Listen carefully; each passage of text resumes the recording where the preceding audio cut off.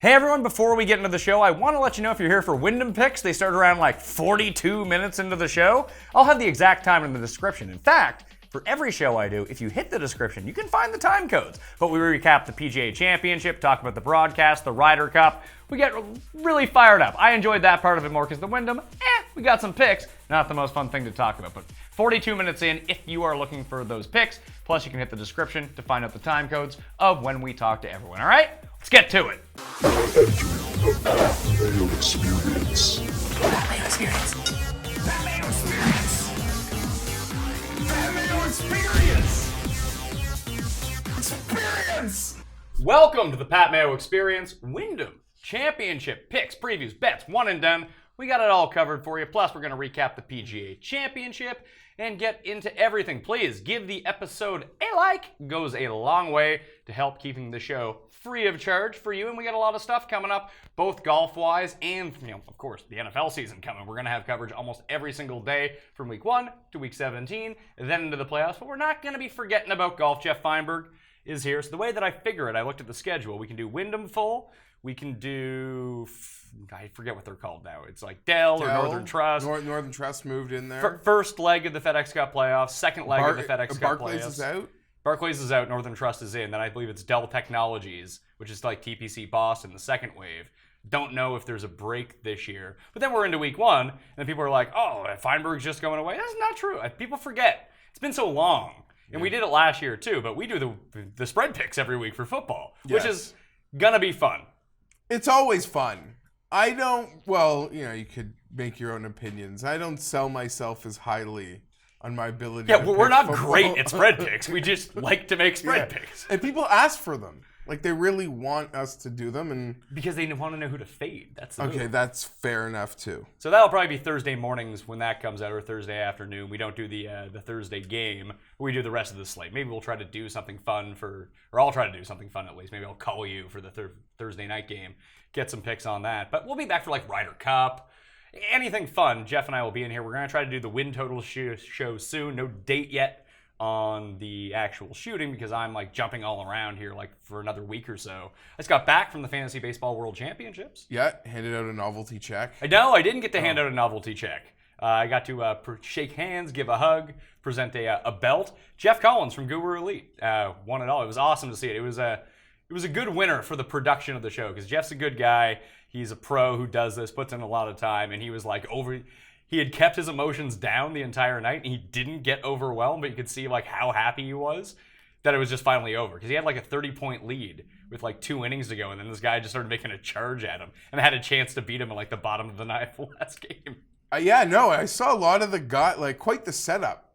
It was good that they put together there. That's sort of what was my biggest takeaway. And we got to do the live show from New York City on Thursday and Friday. Jake Seeley joined me in studio. Russell Whalen came on it. We were going to do, because you and I always do the Cut Sweat show, but obviously I wasn't around. I had to be in New York. So I was like, Russ, come on in. We'll sweat the cut. Then I got rained out. Yeah, it ruined what would have been like the Finau 40 minutes. Yeah. Yeah, or the Bryson 3-putt. I'm confident that Bryson, because we'll get into the PGA in 1 second. Before we actually get to the recap, I do want to let people know I gave away the 20 DK dollars to a lot of people. It hasn't gone through yet. I don't know what the holdup is, so I'm not going to give anything else away until that gets rectified. There's like 10 people who are owed their $20. I keep submitting emails, so if you haven't actually gotten your DK bucks yet, it is coming. I need to get confirmation that it went through. I think they were busy with launching Sportsbook, Fantasy Baseball World Championships, football's on. They don't care about Pat Mayo anymore and the requests that he has for people to show. I care, so I'll continue to follow up on all of this, and the giveaways will be back soon, but I don't want to start giving away more until the other stuff has been paid. And I know you well enough to know that you will stay on them, and those people will get their twans. Yeah, listen, if they don't have it in a few weeks, or even like a week, I might have to start paying this out of pocket here. I'm going to go to the poorhouse giving away stuff in exchange for likes. But hey, give the show a like anyway, and leave a review on iTunes, Spotify, Stitcher. It does really actually go a long way. It's actually how people find the show to begin with. You can tell a friend, that helps too, but the iTunes reviews and the likes and the comments are always top notch. PGA Championship. Kyle Porter had the tweet of the tournament that Tiger won at 14 under and Brooks Koepka came second at 16 under. And then if you read the replies to his tweet, people are so triggered, it's hilarious. I will say this: it's the same story again. No offense to Brooks, no offense to Molinari when he won. What was the story? Well, it was Tiger. Ratings were up for the third round, 56% over last year's PGA Championship. Ratings were up 70% on yesterday's final round from a year ago. Of course, that was magic. How good was the scene when he was walking out? Oh, I could have. Oh my God! It was. Congratulations to the people of St. Louis for supporting a championship like I don't think we have seen. Everyone that went said they had an incredible time. I'm like such a weirdo that like the hordes of people would have bothered me too much, would have like ruined my time. But that going away Tiger shot, I don't know. Maybe there's people watching this that are A, mad that we're leading with Tiger for sure, but B, also mad that so much is being made and we're like talking about it as if he won. No, he didn't win. But like this is what's happening when he doesn't win. Imagine what this place is going to be like when he wins. And this place and every other place. When that's what happens when like second place. Like I cannot wait. And that going away scene was magical and it's everything we could have dreamed of. I'll say, like, around Christmas, and to go on that, when we would say glowing things about Tiger still in that, like, Christmas, January, even before that, when things were at their lowest peak, I don't know, there's a lot more people saying that aren't, like, criticizing those takes anymore. It was quite remarkable. I wasn't even on Twitter for it. I'm out of words. Brooks was amazing. Brooks is just so lights out. It's incredible. Like, so you were hyping Brooks on the show on Monday. And then decided to go with Rahm instead because you got 5 better points on Rahm than you did in Brooks. Rick Gaiman came on the show on Tuesday, predicted Brooks to be the winner. So shout out to Rick. Follow him on Twitter at DFS On Demand. Rick Run Good YouTube. Great guy. Very sharp. Very good pick so far this season. I did a bunch of pods. I did the Roto Grinders first gambling podcast with Beck and picked Brooks. That's amazing. Didn't bet it. That sucks. The big thing is I have people hear like weird noise in the background. There's like this weird improv camp going on and like we can't tell them to shut up. Apparently they like own the place. So if you hear that in the background, it's not people like cheering for us in the background because no one would do that. That's what that sound is. I set up my flight back from New York to basically hit the back. I'd be home by the time the back 9 hit. Flight got delayed. Then we got stuck on the tarmac for an hour and I was just like trying to sweat it through Twitter. The PGA like shot tracker was like 4 holes behind. That was horrible. No fun. I was trying to like horrible. find a like Periscope stream onto my phone, but then I was in the air. I was on Porter. And I don't have Wi-Fi, so I actually had to go. I got home for like the 16th hole. Got to basically watch Brooks put it away. Then I went back and like relived the drama, but I already knew what happened. Yeah, and you didn't see Tiger play 15 or. I saw it after the fact, but to live it in real time would have been so much better. And the shots were there, man. I mean, he didn't hit the fairway all day. Those shots were there. Whether it was a putt missed on one. That was bad. That felt like that kneecapped him right off the bat. I know, but then he birdied 2 and 3 he and did, made a great momentum. I know. But he had to birdie them all. Oh, no, and he made a great momentum saver on 4. And then the one that sit on the lip on 11. The shots were there. Like, you can find them. You can find them. The shots were there. It was awesome. It was awesome. I get rattled by the improv group. I can't wait for what's coming. I can't wait for what's coming because at the beginning of the year we were both very confident that a regular tour win was like without a doubt like that. Not so much this year, but without a doubt that was in the sights and more than possible. And majors, we were both like, I don't know if he can win a major. Like, that'd be fun. Like, that'd be amazing, but I don't know if he could. Now it's like he's one of the guys. In the majors. Yeah. Without a doubt, he can compete in the majors. And we've seen how, you look at how old he is, and we've seen guys win majors at those ages in recent history. He's better than all of them.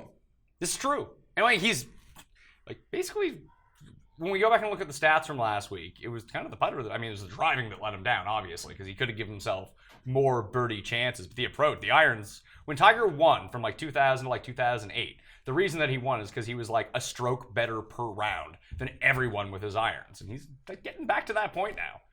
Even, was it 4 where he put it into the rough, came up short, and then he stuck it to like 6 feet and saved. But I want to say this. He did that on Saturday a couple times. Was done with the hero shots. He got in trouble. He was chipping it out to that 80, 100 yard, whatever, maybe 60, whatever it got to. And like 4 times through Saturday and Sunday, he stuck that third to, not like gimme range, because we saw him miss a really short birdie putt on 17 Saturday when he ran in. It was like a Dustin 3-putt at Chambers Bay type sort of womp womp on Saturday. He 3 or 4 times on Saturday and Sunday he made incredible, disciplined, momentum-saving par saves. Can I tell you what I think won it for Brooks though? Really in the end. Well, we'll get to Brooks. I can still talk Tiger. We need to pump the brakes on Tiger a little bit. He came second. It was great. And we'll get to him. I have another Tiger-esque topic here towards the back end. We do need to get to Brooks for 1 second. Is he a Hall of Fame player now? Brooks? Yeah. Yeah. And no one will care. I am thrilled. that, and I guess like whatever. I'm just so happy that a young modern man has joined Jordan. I don't need to make this about Jordan. I think Jordan had a great week, really, in the end, when things kind of didn't go his way. And you want to make fun of me on Twitter? At the end of all of it, guess who tied? Ricky and Jordan. So, like, you know, people, like, you want to get creative, make fun of me, like, that. You can make fun of me that way. Like, I can make fun of myself. Yada, yada, yada. But I still think it's great to have another young man with 3, because you know how I feel about the other young guy with 3. So I'm happy that they're both right there. And Brooks is like a legend. Did you see, I don't know if you were aware, his, a couple incidents that happened. The one at the gym where like him and Dustin go for a lift. And I guess one of the employees at the front desk goes to Brooks not knowing he's a golfer. Did you see the #1 player in the world is here? The picture of his Tuesday, Wednesday, whatever media presser. There's like 6 people in the freaking room. But I get it. It's not dissimilar to Dustin, though. Like, people know Dustin now. Like, if Dustin wasn't married to Paulina... Yeah, I get it. He had the outside stuff, because there's nothing that he does that's particularly exciting besides win. Yeah. And it's the same as Brooks. He has he just bangs Instagram models. And I that's get about it. And like with golf, they're like just sort of hyper-focused on like 4 or 5 guys. It's not like they're giving attention to... I'm trying to pick another guy in, well, you know, Ricky's kind of a different story. Yeah, but Ricky has like pub going for him. But it's almost sort of like Spieth before Spieth, because Tiger wasn't around, right? When Spieth was winning his 3 majors. So Spieth picks up these wins, then he wins the Masters, he's a big deal. But for a while, like, no one really cared about Spieth, because he was boring. But he quickly won so fast that he quickly became such a guy, so I don't really see that. But the lead up to Spieth, maybe it's like Patrick Reed. They're 2 different types of guys, and the narrative around them is different. But we've even seen it reflected in the odds for next year's Masters already with Brooks. He's the 6th favorite. He's not the favorite. No. And Reed's always the same way. Like, and Jason Day is kind of similar too. Like, they have to play well the week before, or people kind of don't give them a chance or care. You're right. And there's like I kind of said, there's like 4 or 5 people they pay attention to. There's like 3. They pay attention to Tiger, Spieth, Rory, Ricky, Phil. They like Bryson. Yeah, I'm sure Bryson will get his coverage. I would say this. Bryson's Tuesday, Wednesday presser probably had a lot more people in it than Brooks, just based on a lot of... But even based on the coverage, that pro with the bucket hat who made the cut, they were showing more of him on Saturday than like Brooks. Yep. And the best Brooks thing was, I don't know if you saw this, it went around Twitter. The dude asked him about his odds, and he was so funny. Yeah. Yeah, 10 to 1, 12 to 1. And he's a sharp guy, because that'll put him right at the top. And here we are Monday. I guess that's exactly where he deserved to be. The 2 shots, they didn't even come on Sunday. Although starting with the birdie to me was huge, and finishing his 9 with 3 in a row was huge. It was a par and a bogey save when things were going bad on Saturday. He made a great bogey save when he had to take the drop from being right behind the Yeah. tree. And I want to say the very next hole or the hole after. And he went bogey on Saturday. Those were the 2 holes. And then the next one, he made a great, so he makes a bogey save. And then the next hole, he makes a fantastic, like 22-foot par save. So those were great moments. And yeah, there was that moment on Saturday where for about 20 minutes, he started missing like 8-10 footers. And things got kind of interesting. But I don't know. I could talk about the coverage, but other than Tiger Brooks, I don't really have anything to say. I'll say that I was, as someone with a big outright on Gary Woodland, I was not surprised to see him go down the tank over the final I two had that, rounds. and I told my buddy who played, like, this isn't going to end well. Like, even Sarah, this will not end well. Could we have gotten a better leaderboard? Like, no, it was fantastic. Stu Manji got himself into the Masters next year. I'll say this. It was amazing that on Sunday, that leaderboard and the guys that were there from 7, 8, 9 on, only one guy made a move. And that was Tiger. Rafa and Hatton were out too early. They were too far back. I mean, guys that were like in contention. Yeah. People like will say, Scott made a move. But I don't really say, I don't mean like a move, because Scott was 2 back and got to play with Brooks. But he also bogeyed one by pulling an Adam Scott, missing like a 2-foot putt. His one putt on the putt on 1 and the putt on 17 were. Did you see what happened on 18 when he bogeyed and cost the guy $550K in the Millionaire Maker? No, I didn't. He needed par, like he had Scott and Brooks. The guy winning had Brooks, and they would have tied if they had just both made par on 18. Or if Scott had made par on 18, it would have been a split. I'm just saying, to me, I consider it, and maybe it's unfairly, when you start the day 2 back and you get to stare down the leader with the leader, I don't really, when I consider like who's charging or like making a move from behind, you don't really fall into that. And of all those great players, and what do you know? Who made moves yesterday? Just for the most part, guys that own major championships. Who didn't make moves? Guys that I had money on with no majors. I know Rom and Ricky, when I got no birdies out of the first 3 holes, It was like, done for? Doomed.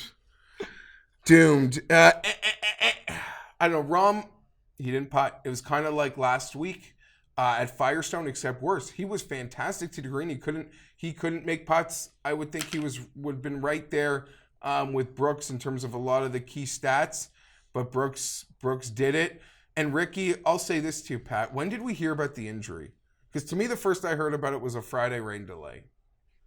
That he's battling something. That's not an excuse for. I was really proud of him Saturday. Playing the long day of golf with a C game, saving pars all day, going under par with an injury. I was proud of him. Sunday, I don't know. Like I was watching that. Like you're shooting over par here, Ricky. Like you better be having surgery on Tuesday. Was kind of like my initial thought with this. But did you see the extreme Ender curse on Sunday?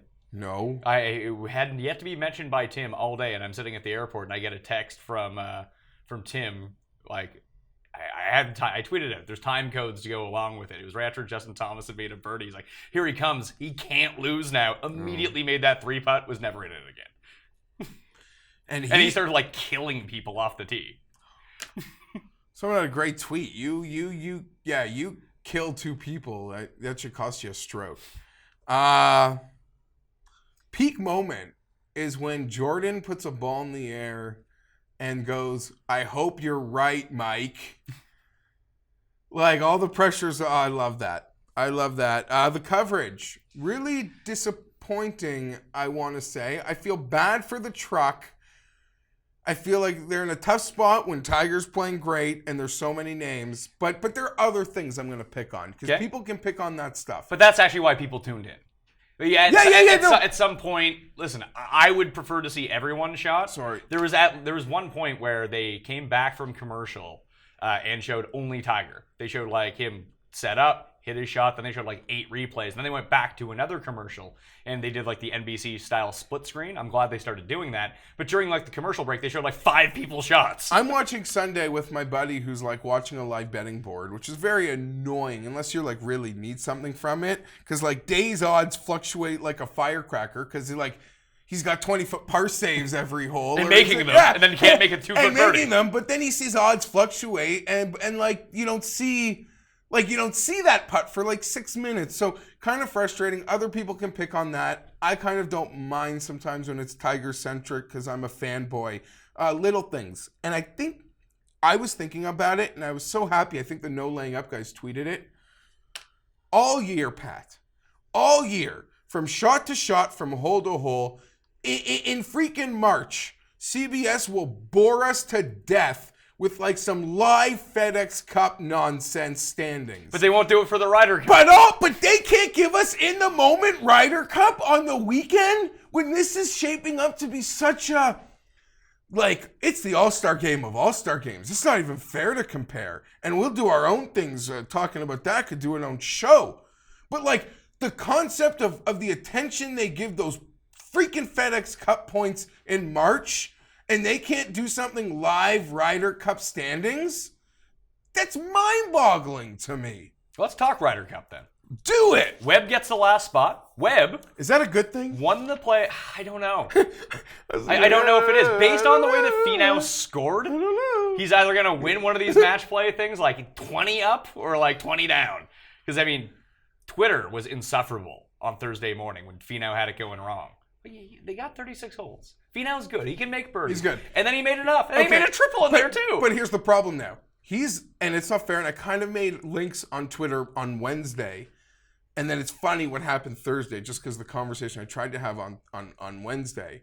And I'm not comparing him to Ricky, but he's taken that Ricky spot on, like, I don't know if you saw Golf Odds tweeted. Him and Fleetwood were like 1 and 2 on the not amount of money wagered, because that went to guys sort of lower down the board. You bet Dustin, you got to put more money on Dustin. Fleetwood and Finau were the most tickets. And you saw how it worked. It's like you overthrow Ricky's spot. Ricky's not even featured group. He puts the 5 under Thursday. It's like, oh my God.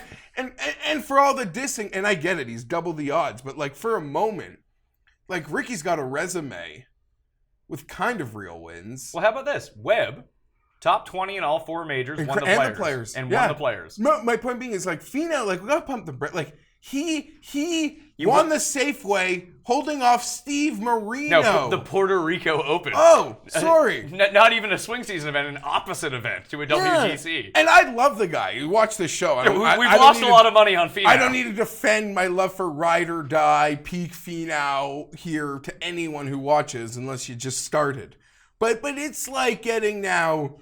He's like, remember 4 years ago, Ricky like T10 every major, and it was like this coronation of something. The next thing. But yeah, no, I don't know. I think he should go to Paris. So let's talk about it. Okay, so let's talk about it. That is exactly what I want to talk about. So Webb is on. That leaves Tiger and Phil with auto slots. Auto, They're there. Nothing to even be I mean, you debated. can make a case that Phil shouldn't be on the team. You could. More than you can with Tiger at this point. Well, I think they should both be on the team, though. They will both, and if you want to make a case for Phil, you can, but guess what? Those 8 guys that got in auto last night, when Jim Furyk calls them last night, today, whatever, great job, whatever, when someone's fitting them for whatever, for their jackets, they're letting those people know.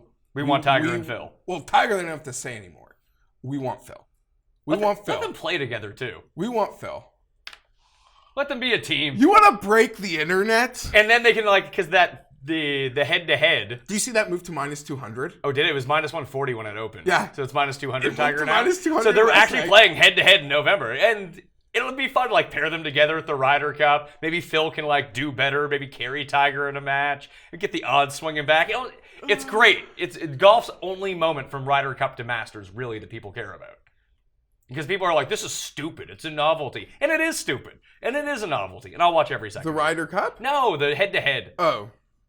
Yeah. Well, we got too much. We got things to get to before that. So Phil and Tiger, there's one more spot to be made like soon, and then there's the Billy Horschel rule. Yes. Which Billy Horschel could be a sleeper to make the team again. Okay. Watch out for Billy Horschel because he might win this week. But who is the last spot? You got Finau, Xander, Bryson, Kuchar. Kuchar. Kuchar's not on that short list yet. He would have to be. He's got to just be on the short list. Maybe they don't want to take a rookie to Paris. That's all. I think the team might vote. Kuchar's a glue guy. Yeah, and the ping pong, bro. The ping pong, he probably brings the best balls and paddles for everybody. But like Kisner?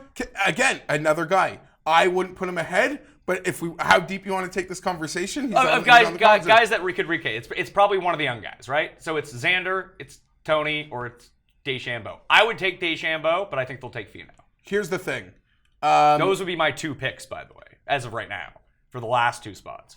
Finau and Bryson. We're on the exact same page for the 4. If we had our wish. Phil, Tiger, Bryson, Finau. Yes. Now, I hope they don't take them, because I'm cheering for Team Europe, but that's me. It'll be interesting, because there's a couple parts of Team USA that I'm not in love with on the auto side. Well, I mean, as someone who bet Bubba last week, that turned out well. He's on the team. Listen, I'll be full disclosure. But that being said, I was thinking about this. I mean, if you want to go, we agree on who we think will be on the team, but that Billy Horschel thing's a wild card. They could also, just by default, 9, 10, 11 in points, I believe, is Bryson, Phil, Tiger. So Furyk can just raise his hands and say, we're going with points. Finau, X, Kisner, Cooch, go play great FedEx Cup golf. Have fun. Billy, everyone else, you're in game. Gary, if you like Barnstorm. Stuart Sink. Whatever. Like, Furyk has that opportunity to kind of blindly raise his hands if they want Bryson, but there's a lot of pressure for Finau to say, we're going to roll the points. Because I believe 9, 10, 11 in points is Bryson, Tiger, Phil, Bryson, Phil, Tiger. Tiger 28 in the world, 26 in the world. Is that amazing? It's crazy. But here's the thing. Of all those guys, the auto picks, of 8 of the auto picks for the USA, this is where I think they might have a little bit of an advantage. They've got only 1 rookie, and the rookie's a major champion in Justin Thomas.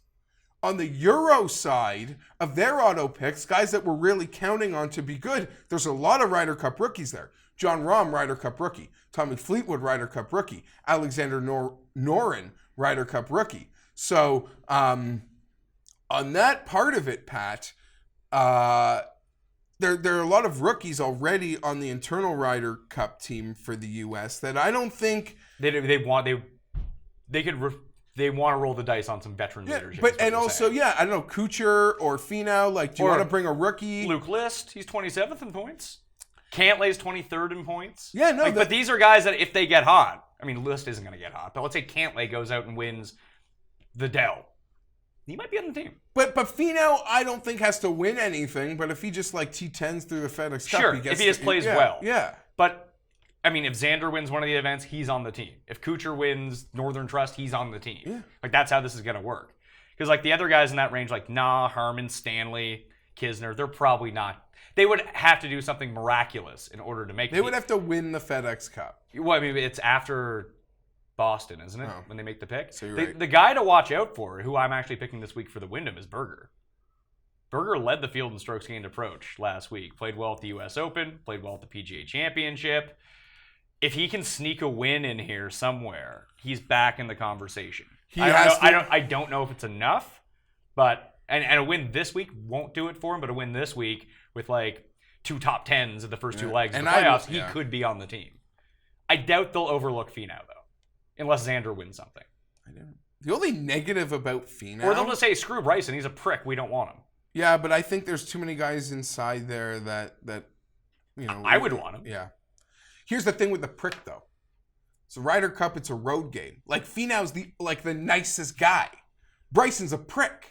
Like, I don't know, maybe you want a prick. He could be like the Poulter for the American side. I'm just saying. Pair up Bryson and Reed together, and they can be like, Team America, we hate Europe. So who are the captain's picks going to be? How does the Europe team work? I always get this confused. It's for Europe because they like to honor European golf. So it's a World Cup points list and a European points list and a World points list. I can just give you all 8 guys, or you can find them on both. It's Molinari, Rose, Hatton, and Fleetwood. That's the European points list. And it's Rahm, Rory, Noren, and Poulter. Yes. So that's the team right now. Do they do it the same way in terms of captain's picks, though? I believe they have 3 and an extra. 3 and an extra? So we're going to go autos to Stenson, Sergio. We'll get to Sergio. Okay, Stenson auto. Stenson auto. Sergio needs like the T10 in order to make the FedEx Cup playoffs this week at the Wyndham. I think he's on the team. I agree with you. In 2010, did Sergio pull himself out of the Ryder Cup for bad form? I don't remember. Someone said that to me. He must have still gone as a captain because I never remember him not being somewhere. Well, and that's sort of like the Bryson thing. When they were at Hazeltine, he went and like walked just outside the ropes with the entire team because he was real jazzed up for the Ryder Cup. Bryson? Bryson did. As like he wasn't a guy on the team. With even like he was like a fan of the team. PGA Tour win? Yeah. Like he was just there like getting fired up for everybody. So I think that went a long way. So Casey's probably on the team. Did he not auto make it? I don't believe so, no. Yo, he wouldn't I think Poulter passed him last second. Yeah, Poulter passed him last second. So Casey Stenson we're going to give spots to. Lucky for guys maybe that Poulter, because we would have given him an auto spot. Yeah, but it would have been Casey. So then one of those two guys is going to be on the team. Olesen? Rafa is coming into a heater. Well, we'll get to Rafa this week. Can I say maybe? This is the best part. This is the Pat. Go back to Hazeltine. These freaking captain's picks. It was like pathetic. They took Westwood. They took Andy Sullivan made that freaking team. Matthew Fitzpatrick. This back end of Europe 2018 is a lot different. My only concern for Europe though, well no, there's other, I mean America's great. I'm concerned that so many of their auto great players have never played in a Ryder Cup before. That's a little concerning. Yeah, whatever. We'll see. You never know who's going to rise to the moment these days. Thomas Peters has to be considered. He was that awesome Ryder Cup last time. Yeah. I know. Bjorn and him have a thing. Yeah, but the thing is, unless he's one of the initial captain's picks, I don't think we're seeing Peters again. Like, he might be playing the Nordia this week, but he's not going to play, like, any legit events between now and the selection. That's a good point. He just had a good PGA Championship, So we got but, like, are you going to go on, like... I mean, Olesen, you know what you're getting with Olesen. You're going to get a guy who's going to win 7 up, or he's going to lose 7 down. I'm sorry. There's not a chance in... Sergio would have to pull himself out. He'd have to go. Okay, so we're going... They took Westwood! Casey, Stenson, Sergio, then we're saying are on the team. You could rest guys. If Sergio's really not playing, there's just no chance, man. So we got one spot, and it's Rafa, it's Olesen, is it Matt? Don't call me Mike Wallace?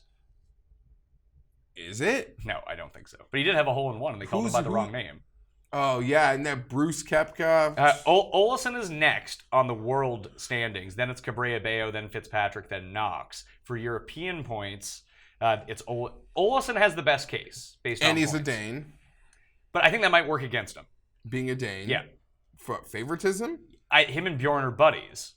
So I don't think that Bjorn wants to get put into a position where he's like, yeah, I'm taking Thunder Bear because we're best friends. Okay, fine, but here's the other part about it.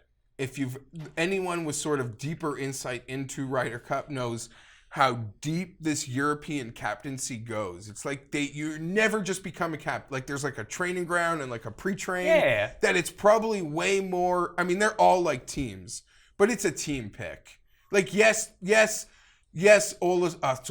would have the final call. There's like it's like Hockey Canada. Like there is like a structure, there's a core group, melting of minds that would come to this, and if like it's a 4-3 Olesen from the 7 guys in the room, and Bjorn just gets to make a final check mark, well, there he gets to make the check mark. He's like the vice president when it comes down to a tie-breaking decision in the Senate. Let the team figure it out. You guys go vote. If it's tied, I'll weigh in. Yeah, so I don't. But Rafa is a form guy, and we're seeing that form, and I think we're both going to be talking nicely about him in 4 minutes. So, Final things about the PGA. I went to bed on Friday night, and I was out very late, so they hadn't got back on the course. I woke up after the second round had been completed, and I thought Willett was going to make the cut. I thought Bryson was going to make the cut. I had already suffered through Lukeless 3-putting. Stanley missed like a 2-foot putt. Oh my God, I even had Sergio. Oh my God, like +1 or like +8 like Bubba. The only guy who like saved me coming through was Watney, who had like a hot Friday. Henley had a hot Friday. Henley and Watney had the hot Fridays, yeah. Finau. Bad week for me. So it's amazing the Millie maker Finau 36%. And then he comes back and does it. I would put it this way: I would have won a lot more money. I didn't win money. I lost money, but I would have lost less money if Finau had missed the cut. I think that a lot of people might be feeling. Well, the guy who won had Finau in his lineup. All right, Wyndham Championship. Let's get to it. It's not super exciting to talk about the Wyndham Championship. This was the tournament we had actually pegged for Tiger to actually compete in at the beginning of the year. Now he's too good that he doesn't need to play in the Wyndham Championship anymore, but the last time that we had actually seen Tiger compete, I think in 2015, it was at this tournament. We called it this year. Tiger wins the tournament. What would it be? Wyndham. The Wyndham. Now he's not playing. One more thing on Tiger. Sorry. I am looking forward, Pat, because it hadn't happened yet, even through a great season.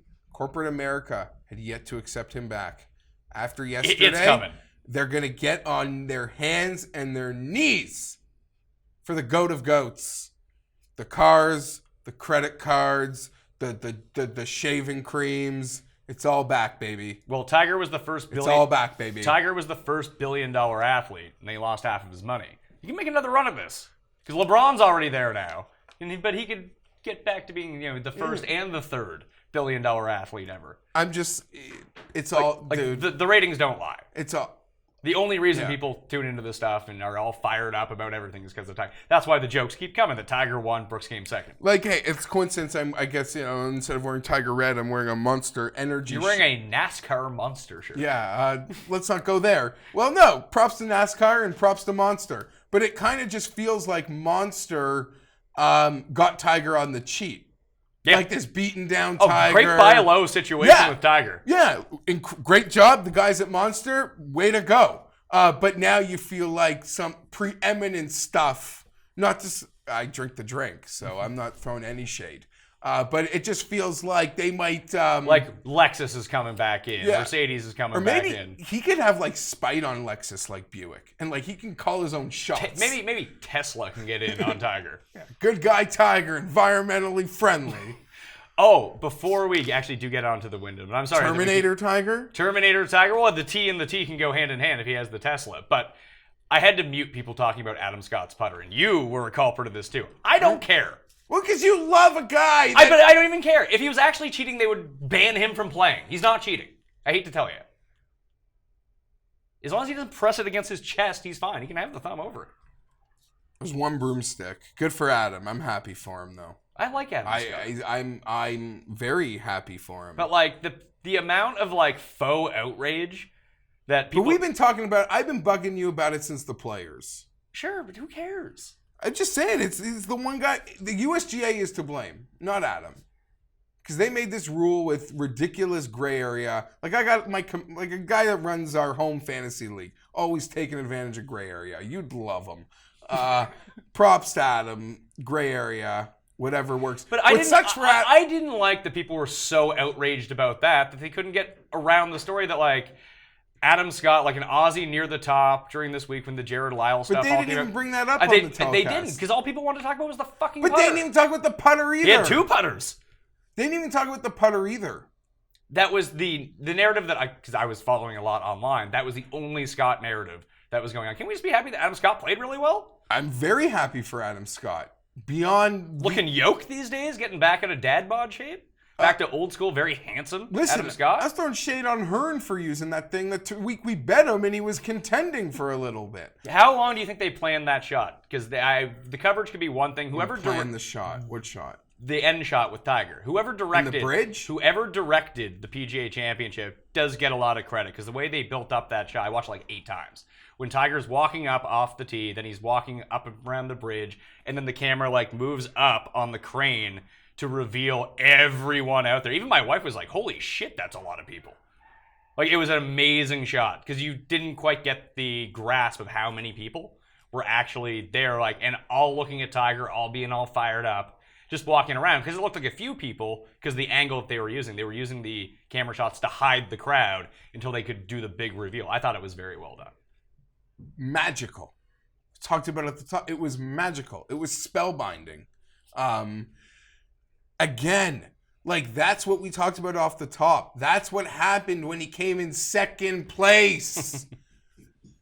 If you're triggered by like this excitement, go into a hole when he wins. Yeah, but the thing is, you only hear the voices like the anti-Tiger people because they're all furious. Hate Tiger. I can't believe you just sit here and suck off Tiger the entire time. But like the only reason people care is because Tiger was there. Like 98% of people are real fired up for Tiger. I love it. Then you got the haters and the losers. I'm one of them. I feel bad that I went into the week not really believing. I didn't believe at all. Really rattled by look at the Millionaire Maker percentage. He was like 7%. No one believed. I was really rattled by Firestone. Derek Farnsworth of Roto Grinders, Notorious, or as Wiley calls him, Rob Notorious. Which is just fantastic. Yeah. He got a Thunderdome seat and using Tiger. Like, he was all about Tiger this week, so good on him. It worked out. What's great is that crap that, like, someone can't say okay, sorry. You could say Tiger will never win a major again. You can believe that as like a thing because it will be super hard. You know, Man, it's hard to win a major. Yeah, but you can't say he can't win. Like that crap is gone. Yeah, he's not Ricky. Whoa. I gotta take it. Yeah, good one. You can't say he can't win. He can't. That's done. You can say he won't. You don't think he'll win one. But that other crap is gone. Can't wait. Ready to talk Wyndham? I'm fired up for 2019 majors. You want to do a Masters preview? Danny Willett. Okay, let's get into this. Ryder, we're 41 minutes into the show. Probably time to talk briefly about the Wyndham. It's not super exciting. No. It's not a great field. Sedgefield has held this event since 2009. We've got some decent winners here over the years. Sergio's won.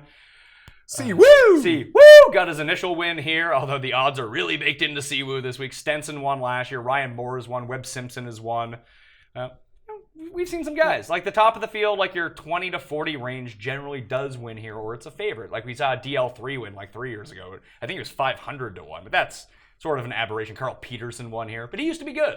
Arjun Atwell won here. It's not a long course. It's just, I believe, over 7,100 yards, par 70.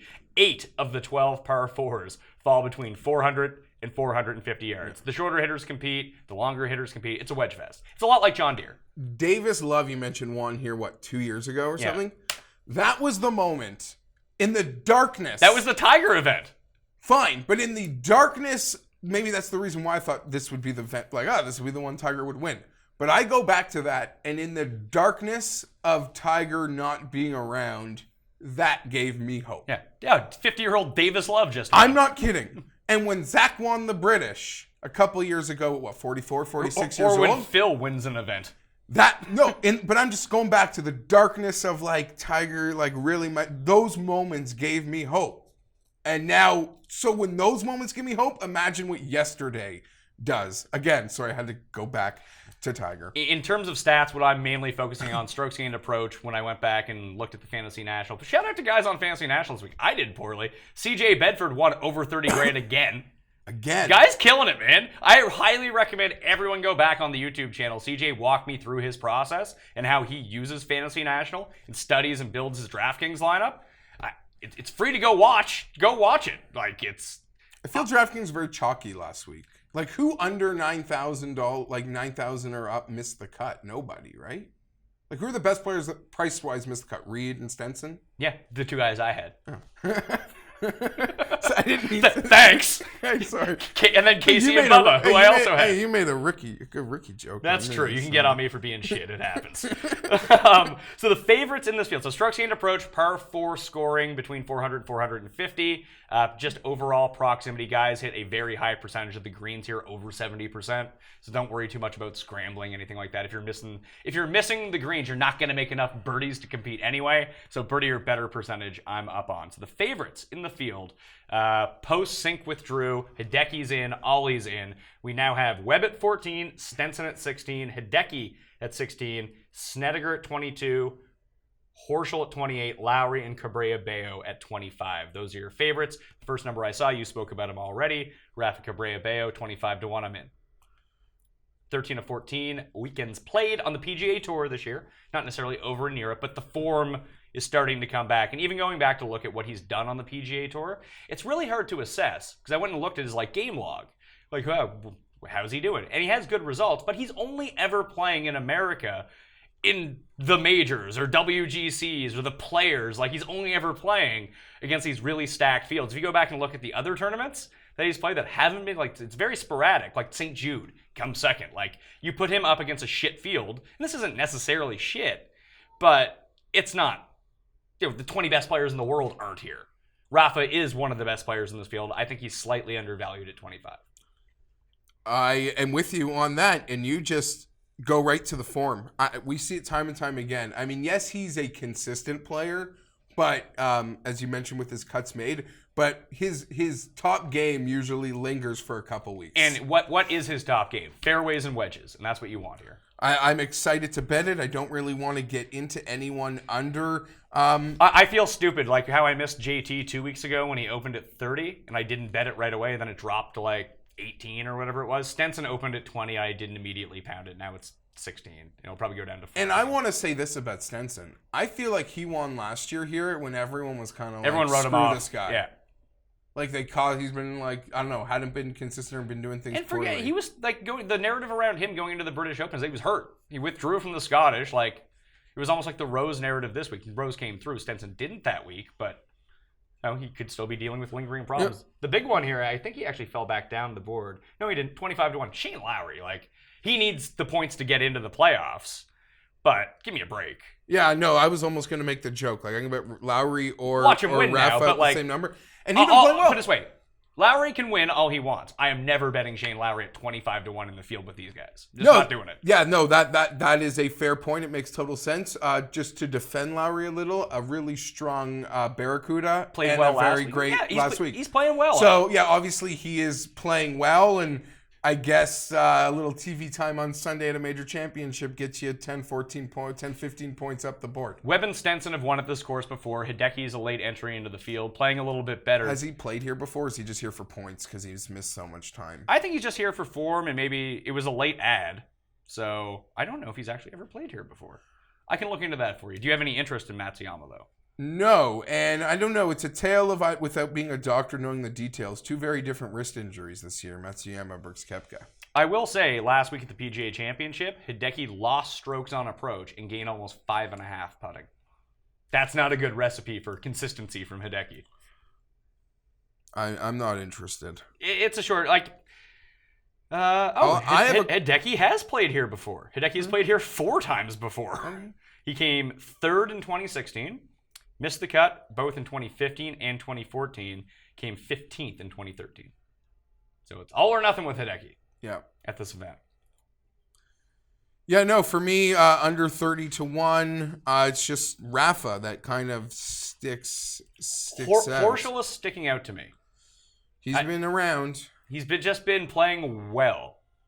And he's been playing like it's all about he putted so poorly round 1 of the PGA that you kind of knew that like if he just puts average here, like he's gonna make the cut and end up. I think he came T31 the PGA Championship. This is like his style of course. Yeah. Hit some fairways, crack some wedges, ball strike it, make some putts, be on your way. Back on Bermuda, which helps. Yeah. And where was that event? I guess it was so recently because there've been so many majors stacked in at WGC. There's a Subfield a couple weeks ago. He was lights out, but he just lost to Merritt. Oh yeah, not Barbasol. Yeah, Barbasol. Not Barracuda. Not Barracuda, the Barbasol, yeah. Yeah. Yeah, he's just been playing. That was kind of the same. I'm not sure I want to back him at 28 with some of the other names behind him, but I think he'll end up being more of a fun DraftKings play than anything else. That's me. Neiman, 30. We're getting like a real number for Neiman here. This is a legitimate 30. And this popped to me when I opened the board, besides a couple guys or someone that I bet longer, we'll get to. Neiman, I quickly want to rewind to Canada. What was he? 18? Dustin Johnson was there. He was 18. But what do we talk about going into that tournament? Why is Neiman 18-1? We get the skill. And if we miss out, we miss out. I don't know do you want to miss out at 30-1 on Neiman here? I don't know, but Neiman or Berger are... I already bet Berger. Okay, so you're in on Dan, who, has 2 top 10s this year? Was the U.S. Open... What was recently? Okay, we'll get to that range now. Well, are we not there? No, we're not in that. We were below 30. Like, do you want Snedeker, who's won this event, 22? No. Lowry, no. Horschel, no. So we're at the Neiman. I'm betting Rafa. Okay, so I'm betting Rafa as well. So that's definitely not going to win because we never agree when we hit winners. It's always someone like off the board that we have. And we're like isolated on it. Anyway, Neiman 30, Berger down to 33, opened at 40. I got him at 35. It seemed like a weird number. Henley's 33, Ryan Moore 33. See, Kim 40-1. He's won here, so they baked that into his odds. That kind of sucks. Sergio is 40. Sergio and Siwoo have the same odds. Varner, local guy, is 45. Duffner and Ollie, 50-1. Stricker, 55. And that is your 30-60 area. Berger was the one. He led the field last week in strokes gained approach at the PGA Championship. Number 1. Tiger was number 2. We're back on Bermuda. I don't have the utmost confidence in Daniel Berger, but you're giving me Shane Lowry at 25 and at the time Berger at 35 and he opened at 40? Seems strange. And people saw that 40 number and smashed it because it's down to 33. And it might even go lower. Like, I would say by the time this tournament starts, Berger will be 25, and Lowry and Horschel, and those two guys will move down. You're selling me on Berger. He's a crapshoot. You I'll know be that. You know he's a crapshoot. But honestly, he's a guy that's just been red ink like this whole year. Like, that's just how, like, sideways it's been. You haven't even seen him pop. He popped once at a major with Finau. U.S. Open, yeah. Yeah. Like that crazy early wave thing hooked him up at Shinny. He played well last week, too. Yeah. So I've been so off, but I don't need Neiman or Berger. Well, here's the thing this week. It depends on what your strategy is, but why not both? But you can't have a 25, 30, and 33 guy on your card? I can. You definitely can. Yeah, and then we go into the 50 and above. The only reason I didn't lose every cent I owned last week because I didn't bet anyone worse than 40 to 1. Like, Reed was where I started my card, so I just wasn't overly invested because I had no idea. So, in this situation, I think that, like, even if you wanted to play, like, a 4-pack, and you wanted to play Cabrera Bello, Berger, Neiman, and Moore, like, I don't think that's a terrible card. I'm not playing Moore. He's won here before. I know. And he's won the John Deere Classic, which I would say is a corollary to this course. And he had a fine made the weekend. He didn't have a great Sunday, but yeah, no, they're just other. I'm just not a Moore guy. Werner? Hot fire Werner? Dude, I don't know if I could stay off this guy. Did Adam Scott withdraw? Yeah. No, that's a bummer. I'm excited about Harold. I was hoping I'd get a better number. I think he's been playing very well, too. He played well going into Canada, and he played well in Canada. Mm-hmm. And the key proximity range this week is 150 to 175. Like, that's where I wouldn't say the majority, the plurality of approach shots come from. In the field over the past 24 rounds, your best from that range: Stenson, Cam Percy, Harold Varner, Hollywood Hoagie, Snedeker, Webb Simpson, Gribble, Ryder, Kim, Rafa, Keith Mitchell, and Hot Faya Dylan Maya. I'm going to bet Varner probably. Okay, so he's 45. So that'd be your take in that area around Moore then. You'd rather go at 45. But would you rather bet would you rather bet Varner at 45 or Sergio at 40? What do we do with Sergio? He needs a week to get into the playoffs.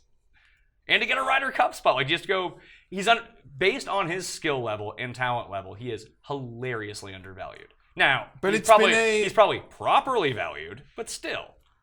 It's been a sharp decline because people were excited. He was making a lot of people's tout cards in Canada. He made mine because he was undervalued. It was like 33 to 1 or something. And now it's a worse field and he's a worse number. Worse field, worse number, worse form.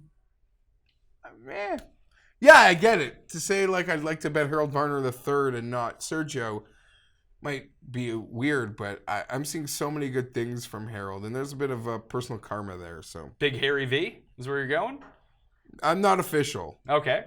Well, but I'm incredibly intrigued. So longer shots, 50 to 1 and beyond. There was a couple guys that really stuck out to me, and I think that you and I are on exactly the same page. I was actually conversing with Mike Miller on Twitter earlier today, which I so rarely do because I tweet too much. Mike can't handle me. But oh, you're out of Mike now that football's back. Yeah, you're out of the Mike cycle too. If Mike hasn't gotten rid of you yet, you got like a week left. But smartgolfbets.com from Mike is a site that I use every single week to get prepared. The sheets are amazing. Are a gold mine. But he had this guy undervalued compared to where his price was. I just looked at it. I was like, well, if we're gonna run with the Brooks narrative, Julian Surrey needs to be on the card. 60 to 1. Hall of Mercy. I bet this guy live Saturday morning over 200 to 1 on Will Hill. Well, I told you. Obviously, it didn't end up working. Do you remember who I said led the field in strokes gained approach last week? Berger? Daniel Berger. Tiger was second. Surrey was third. It was all because of one shot? I think it was all because of one shot. That certainly helped, obviously. But no, he's 60 to 1, man. 60 to 1, and this is a classic undervalued versus world ranking type number because he so rarely plays in Europe. He's doing the Brooks path.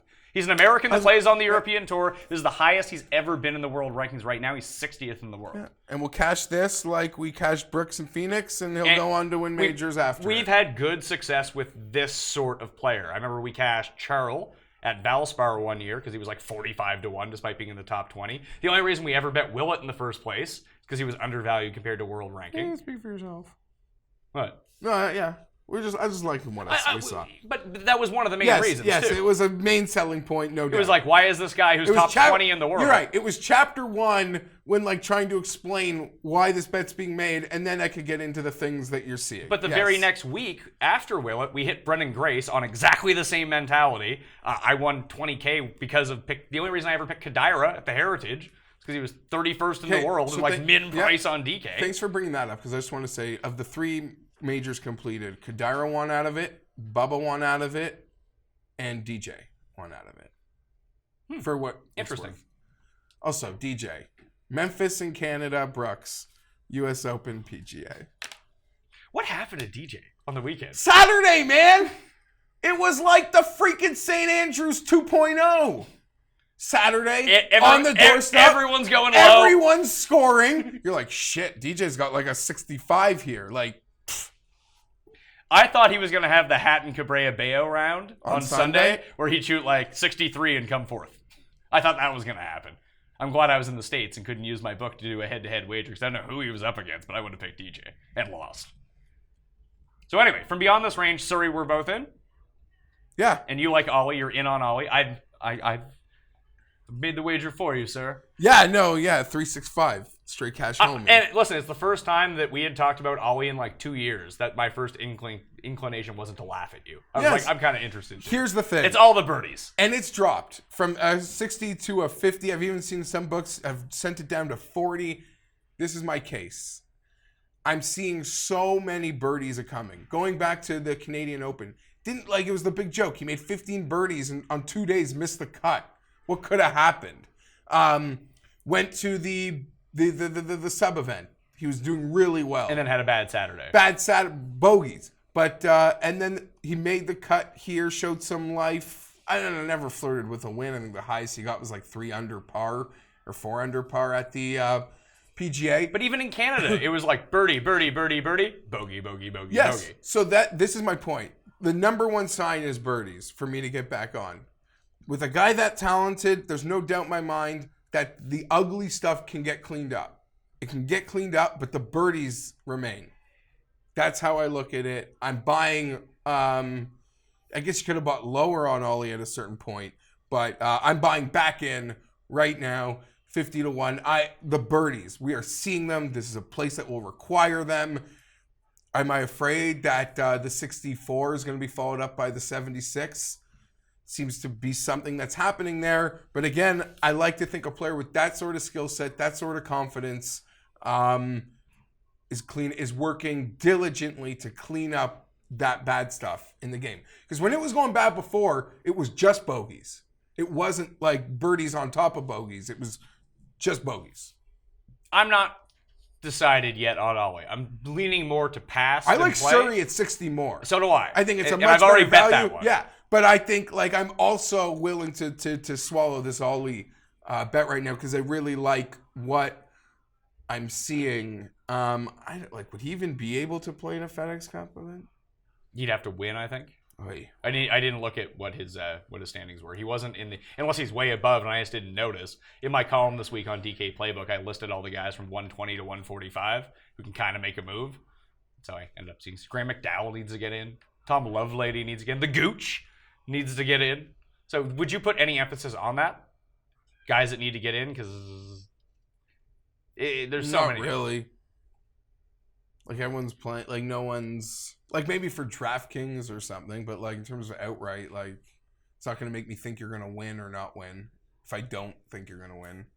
So beyond Ollie and beyond Surrey, rest of the guys down the list that you found intriguing. I found 3 names that I'm in on. Under 101 or we're going to Just farther back? under 60, like just beyond 60. So I got Chris Kirk at 70. I just think that the 70 number is, he should be, in this field, he should be like 50 or 45. And I got a question mark there and saw him going as low as 6 under. Yeah. I think on the big board. You know what you're getting from Kirk. Like he's gonna go out and strike the ball immaculately. Can he make a few putts? If he does, if this is his hot putter week, like one of the reasons I don't think that I'll bet Billy Horschel. Billy Horschel's a bit more consistent, obviously, a bit more upside. Remember when these two were just both going nuts back to back in every same tournament? I kind of equate them as sort of the same player. Horschel's better. He's not 3 times better than Kirk. Is the way that I would assess this. The other 2 guys that I'm in on, one is my main man, T Dunks, who's made 11 consecutive cuts, by the way. Probably a better DraftKings play, but ball striking supreme, can't putt. But we just saw Adam Scott, gain like 4 strokes putting. Tyler Duncan can do it here if we can figure that out. The other guy was Sam Ryder. Ryder in terms of 100 to 125 proximity, 150 to 175 proximity, top 10 in both over the last 24 rounds, and he's good. Yep. He's up there. He's 7th in birdies or better gained. Tee to green, he's 9th in strokes gained approach. He's 23rd. They're both 100 to 1. That's who I'm in on. There's other guys I have interest in, but I think I'm going to go more in that 25 to 50 area this week than I do normally, which when I actually had a good year betting, that was the range where I was picking all my winners from, and I've really gotten away from that and taken way too many long shots and losers down the board. So I think probably starting in the swing season, I might readjust that and go back to that strategy that actually did work a lot. And even when you look at a lot of the major winners this year, they didn't come from 8 to 1, they came from like 20 to 50. Yeah. That's where the value was. And that's all, I guess that great year you mentioned, we were hitting that like 20 to 40 rate, like bang, bang, bang. Yeah. Those are my funner weeks. The worst thing that ever happened was you start hitting like 100 to 1 when you're like, I'll hit 100 to 1 winner every week. And then you don't. Yep. But Ryder and T-Dunks from down there. Like, I have interest in Mayhem. I actually have some interest in Kadaira. Again, this seems like a course where he could play really well.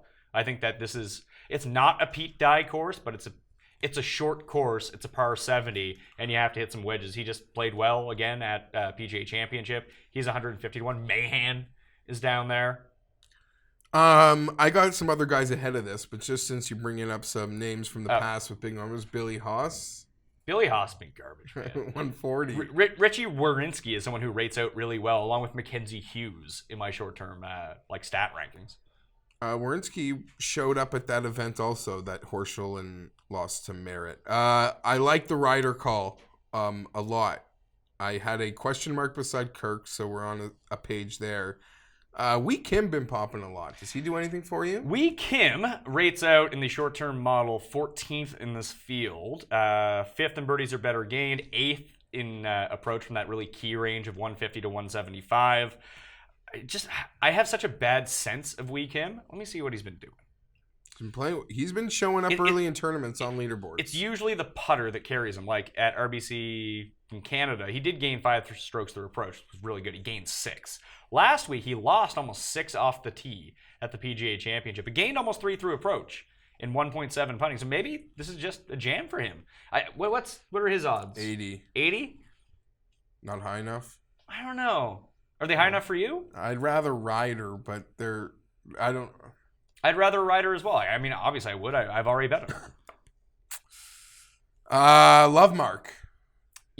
I feel like I'm just off Lovemark. I feel like if I just had never heard of Jamie Lovemark or Ben An, I'd have a lot more money. 90 to 1, though.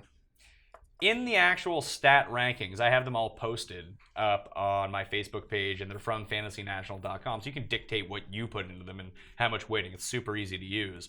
But in this field over the past 24 rounds, the people that rate out the best by an aggregation of all the rankings, Duncan, Varner, Hughes, Kirk, Warinsky, Neiman, Ryder, CT Pan.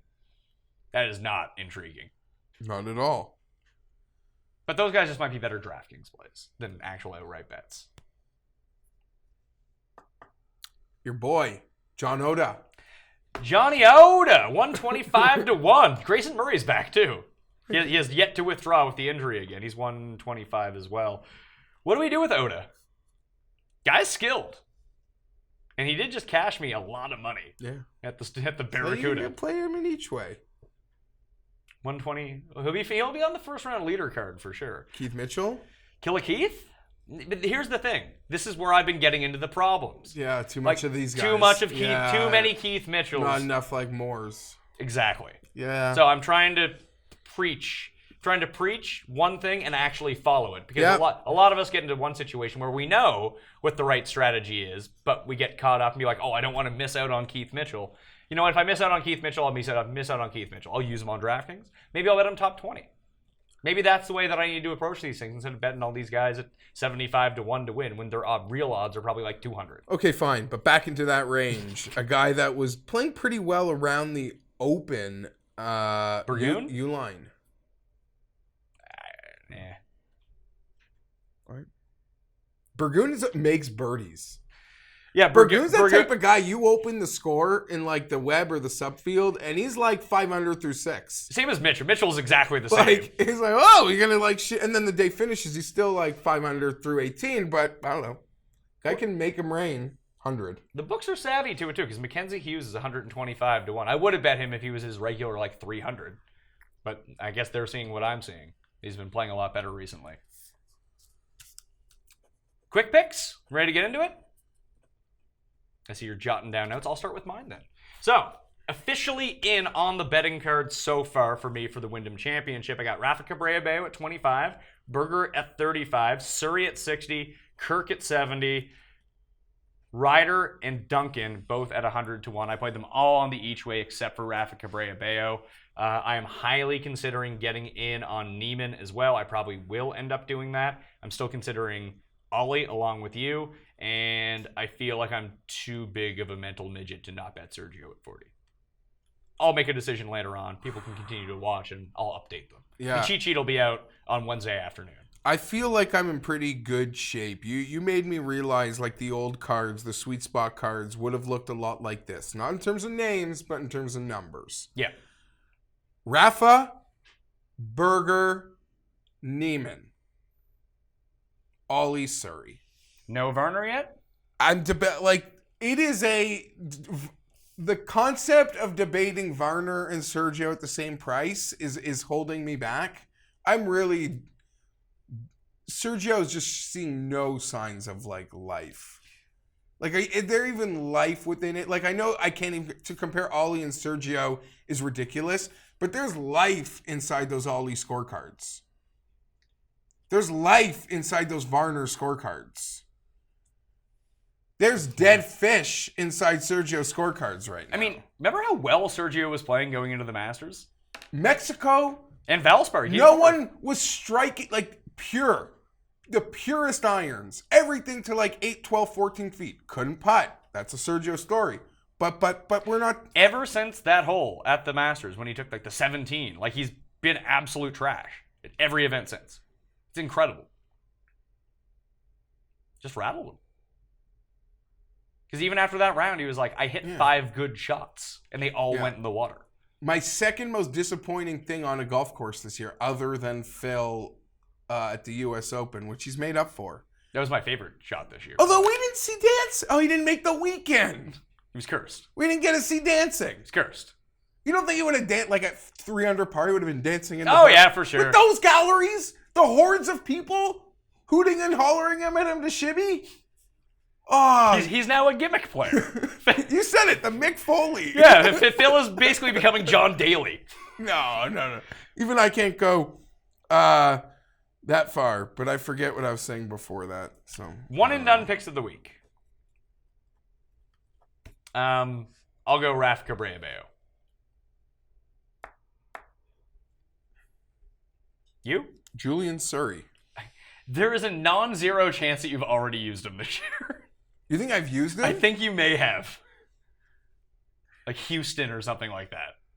Impossible. It might have been Uline who you used, because I get them interchanged in my mind a lot. Because I've used all these, sadly enough. But So Cabrera-Bello and Surrey for us, Team Euro Tour. I am so like in the big thing. Like I'm I'm done too. So I I used Woodland in the big one last week just because even segment play, like I need bombs. So that kind of